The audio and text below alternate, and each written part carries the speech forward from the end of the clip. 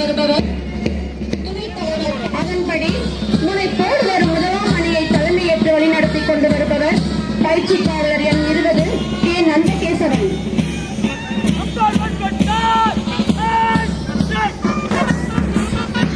தொடர்ந்து இரண்டாம் அணியை தலைமையேற்று வழிநடத்தி கொண்டு வருபவர் பயிற்சிப்பாளர் அஜித்.